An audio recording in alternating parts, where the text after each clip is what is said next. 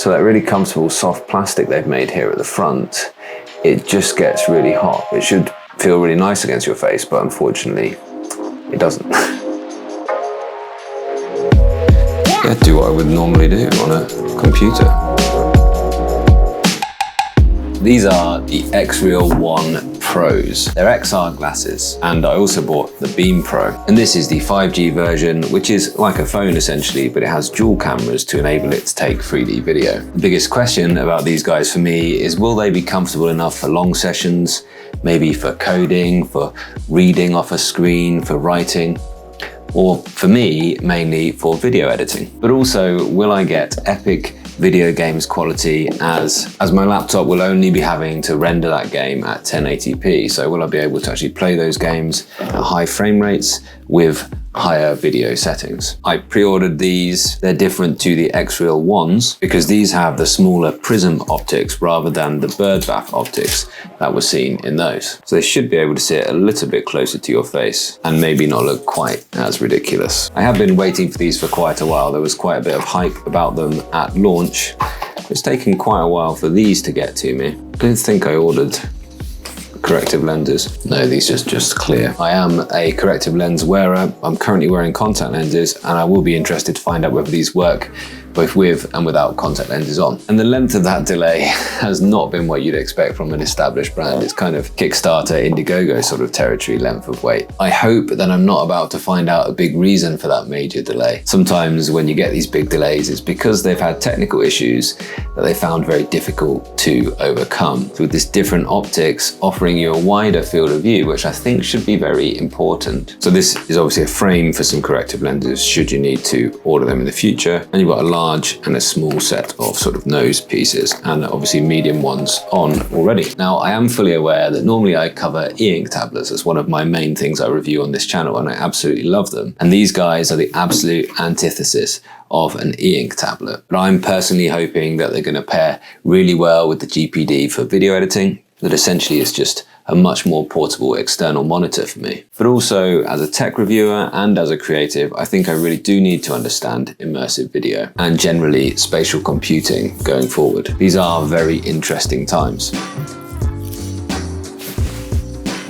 What I really want to do, and why I've invested the money to test these out, is I want to test out a hypothesis. In the 21st century, there are times that we're going to want to be totally immersed and times that we'll want to totally unplug, but that both of those situations are going to be more or less digital. This is one of the great paradoxes of the 21st century. We're naturally exploring more and more immersion, but at the same time, we're seeking out more and more analog experiences.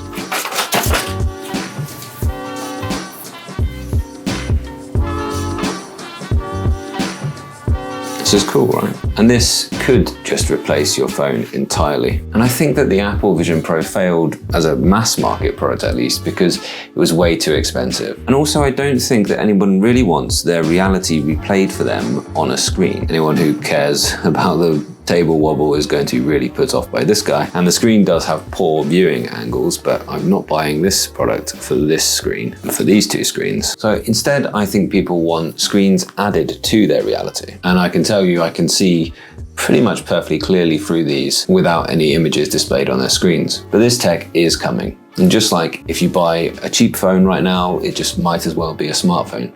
And if you buy a watch right now, it just might as well be a smartwatch. If you buy a pair of sunglasses in 10 years' time, they just might as well have this augmented reality technology built in. It does have Bose tuned speakers as well, and they've been really popular. But there are no cameras as standard on this, although there is a clip-in camera, which I certainly won't be buying or using. Sunglasses might as well hold your earphones now. And they might as well have at least a little screen for some of the information that you need. And given how well the Meta Ray-Bans have sold, I think if they add just a small and functional screen, I think that's pretty much job done for smart glasses for at least a little while. And XREAL, they still do need to get these to look like normal glasses before and wearing these out in public. Seems a pretty much basic stock Android on there now, but now it's taking me around the skin that XREAL have put on top of this stock Android. And certainly 3D videos of my kids, that could be really fun. It's something I'm really looking forward to. But my main use is certainly going to be carrying around a widescreen for my workflows on my laptop for travel. And these guys, the XREAL One Pro, they seem to have just ticked 3 of the main boxes that I thought are important in an AR experience. They've got screens, they've got sound, and they've got this electrochromatic lens, which can actually darken or lighten to let you see more or less of the ambient light. Big difference between this and a normal phone is you've got 2 ports at the bottom, so you can power it whilst also powering the glasses. So there we are, the first experience. Okay, they've gone dark straight away. And there are no batteries in these, so you'll need to be connected to something at present. And that's just a reality right now for keeping them light. Just presented with some user interface stuff, got an up and down button, like a volume up and down. I've got a little orange button for interfacing with it. It's telling me the screen is fixed in space, although it isn't right now. Double click the orange button to open the menu. Brightening and dimming of the electrochromatic, that's better, so now I can see through it a bit more. Click for ultra wide mode. Unless I can make these things anchor, I can tell they are going to make me feel a bit motion sick. Okay, that's now definitely anchored in position. And the fourth fundamental, the thing which will make people actually want to adopt these, is that they'll actually look good on your face. And there's no way these are currently there. The gap is too large, but these are thinner than the original X ones were. Okay, now I can see a phone screen. I challenged myself to get a picture of the sun with the sunspots, and I found that surprisingly easy. So I wanted to push this incredibly clever. It sounds good, looks quite good at this point. So I'm going to get to know them before I go any further with that. So one spec that you'll see on these is free DOF, and that means 3 degrees of freedom. And that means the windows will stay in place when you move your head left, right, up or down, or forwards or backwards. And the difference between the ones and the previous set of XREALs is that you don't need to have that done on a device. Previously, you'd need to have bought an XREAL Beam Pro or some other device which was capable of managing those degrees of freedom from the device and just controlling that on your glasses. Whereas now the XREAL ones have a chip built into them which controls the 3 degrees of freedom, which that's cool. And that is a bit of a first outside of things like the Meta goggles or Apple Vision Pro. But these guys are so much less expensive and so much less involved than putting massive goggles on your face. I'll be thinking about these and getting used to these, trying them out in a fair few different use cases, and I'll come back with some thoughts in the end of this video. I basically bought this phone just to be my first 3D camera, but also to make it a bit of a media hub for these glasses as well. So what I'm going to do next is I'm going to get this set up and get used to it on the laptop, and I'm going to edit this video so far. I asked you your questions on a quick post when these arrived, and a couple of things people wanted to know about. Could they be used as an e-reader in bed? I don't think so straight off the bat. I don't think that would be comfortable enough. I think that's not going to give your eyes the kind of rest that an e-reader does. And if they are comfortable for coding, so I'll try and work with them for long periods of time and let you know. I think one reason for these is because you'd still be able to see your laptop keyboard and your mouse whilst you're working, but have above that, have the sort of extended desktop. So let's see how that works. So I can confirm that it looks really good, but the screen is just over here for some reason. So I don't know how to move that. Let's put it on extended as well. It's now here. Okay, and it's an ultra wide screen. Yeah, okay, it's a full wide screen across here. How on earth do I move it to where I want it to be? So there goes anchored. Okay, yeah, so that is now an anchored ultra wide screen right in front of me, and the computer is there, which I can still see. Okay.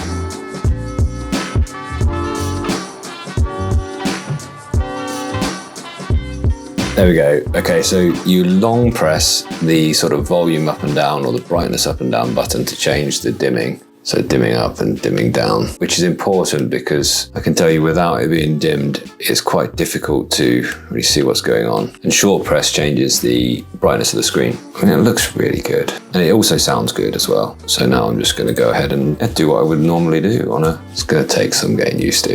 There's no denying it. It is just like having a big monitor in front of you. I'll be interested to see how that looks when I see myself on this video and actually am using it. I do like this, that, you know, I'm currently able to see my work here, can use this as an extra screen. This wire's annoying. Later on me now, and I just sat and I've been editing that for a couple of hours. I nipped out and got a haircut, and I can tell you, yeah, it's been doable. It's a bit weird when you take these off because you're kind of used to having the screen there and you think, where's that information that I had on my computer? And of course, the screen's still there, but it's just in this kind of virtual space. And now I've got the text I've written, my notes that I've written as I've worked on it, and I can see them all in front of me like this. So I've edited just up to this bit on this mini laptop with this widescreen setup, and I can tell you it's not better than using a big monitor setup like this one. I guess I'm not surprised by that. But for travel, I do think it would be good. And the thing is, with the laptop, you're often spent sort of tilted down looking at the screen in front of you like so. But with this, you're actually in a much more comfortable posture, just looking straight ahead of you. So I think that'll be quite comfortable on a plane, for example. But for working from home, no, not yet. It's very weird not making eye contact with the camera as well. And I think I might have worked out what was wrong with them, why they took so long in actually getting them out, why they missed their kind of deadline. They're hot against your face. Why did they put the processor clearly is on this part, on the inside of the glasses, rather than on this nice cool bit on the front here that's not in contact with anything? This part gets hot and it's really not quite comfortable. So that really comfortable soft plastic they've made here at the front, it just gets really hot. It should feel really nice against your face, but unfortunately it doesn't. It's quite useful. The little button at the top can be toggled to a few things. I've got it on one press to turn transparency mode on and off. I then tried it at a lower brightness and that helped a little bit. But I guess it turns out that these XREAL 1 Pros, the fact that they're actually sitting closer to your face, that's actually not such a great thing after all. I was thinking, is this a deal breaker? And for a moment, I thought that it definitely was. I tried the slightly larger nose pads, and I guess that's keeping them slightly further off my face, and I think that is a bit better. More details later when I've tried it for a bit longer. When you're working with the ultra wide setup, as I've got it, I've noticed there's a lot of kind of turning your head, and especially if you're going to be using the laptop as a sort of second screen and you're looking down, you're sort of looking up to look underneath the glasses. I can just see the keyboard, but the screen isn't so easy to use. And that's why I've actually found that having it on the kind of medium transparency mode is actually better, because I can still see the screen and generally work off the screen as well. The fact that you can't see something that's going on in your kind of peripheries, that you may be used to seeing something that you're just kind of generally aware of as you're working. You can't just be aware of what's going on a second monitor, and when there's a big change, you're kind of alerted to it. I thought the kind of normal dimension screen might be okay, but then honestly, that's just like having one extra 1080p monitor in front of you, which, yeah, that's not that great. And that screen is nowhere near as sharp as an ordinary 1080p monitor. And there's actually quite a lot of smeariness, and there's quite a lot of moire type artifacts going on all the time. I did think that sometimes it was quite shaky, but then I turned off the stabilizer and now it seems more stable, so I don't know why that is. But yeah, having all of the extra screen real estate for editing was really good, and I can see this as being a viable use case for productivity on the go. It's certainly a lot lighter than carrying around an extended desktop. Doesn't make sense when you're trying to go for a laptop that's this size. The carry case is pretty handy. They're very light because they don't have a built-in battery, and the wire fits in there as well, so I think it's quite cool. Initially, I tried it for a couple of hours or so in contact lenses. That tired my eyes out no end. But then my eyes get tired when I'm working on any type of screen for any long period of time with my contact lenses. And then without contact lenses, no surprise at all, I wasn't able to actually focus on the screen in front of me, which is actually quite a good thing, because that tells you that you're not trying to focus on a tiny screen that's just a little distance away. It is actually presenting you with parallel rays of light as if they're coming from a screen in the distance. And actually, I found that with my ordinary glasses, I can actually wear them reasonably comfortably underneath. And actually that is more comfortable for my eyes in the longer term. So okay, in a pinch, this means it's okay to wear with normal glasses, but I certainly think that it's worth getting the actual lenses made for your own prescription. I think that'll be more comfortable, you'll have a better viewing experience, and you'll enjoy using them more if you have those built in. It means that you could give them to someone else who was wearing glasses though, maybe, and they could just put them over their ordinary glasses and actually get the experience at least. This thing, the Beam Pro, well, here are the Geekbench scores. They're not that impressive. It's a Snapdragon 600 series. Quite surprised really, seeing as this is all about having the graphics processing power to power these glasses, but I guess they've moved that processing power that's doing the 6 degrees of freedom from this device onto the glasses themselves, so it doesn't need to be quite as powerful as that. I will try this as a phone and I will use the 3D camera more. I did try that, and yes, certainly that's me in 3D. The quality of that, well, I'll explore more in the future. I think the 3D is better in follow mode. Just kind of makes more sense. It's definitely me in 3D. To buy a proper 3D lens to get the most out of this thing. It did take me a while to get launched into the Nebula OS, which is the kind of operating system that you're maybe used to seeing videos of, with the sort of floating app icons and floating app windows, and using this as a little remote. It was weird, it took ages and it had to go through a bunch of updates. And then I actually had to scour Reddit forums to find an answer of how to turn off this weird default air share setting or something. Default air casting, that was on. And that means that it's not going into the Nebula OS, which is the spatial computing operating system. That was on by default, that it was just showing you a phone screen. So it was really frustrating. I don't understand why you would have a flagship mode that it was telling you about all the time, and it was giving me these tutorials about it, but it was off by default. Why would you do that? Once I got there, the actual tutorial for that was good, but also weird. Finding out how to play your own 3D videos was pretty janky as well. It was like really quite buried in the media player settings, and I just think that the feature of having this thing, the Beam Pro, is having the 3D cameras. Why on earth are they making it so hard for you to use them and then view your content? I don't know. And there's no preloaded library of content to view in 3D or any recommended apps, or like a YouTube player that's there in that Nebula OS set up ready to go into 3D easily. I don't know why they haven't done that. Honestly, I wasn't expecting so much friction from a company like XREAL. But now I've got going with that Nebula OS, I'd say it's okay. It's familiar enough if you're familiar with Android. It's going to be interesting to see how much these sap the battery life. I haven't found that it's really taken too much out of the computer that I've been using on this editing session. I mean, editing's pretty intense on the battery anyway. There's quite good news there. I did find it disorientating occasionally, especially with the contact lenses earlier, less so with the glasses. There is advertised a 3 millisecond lag for any kind of motion, and that is low for this type of product. However, I personally am a little bit prone to motion sickness.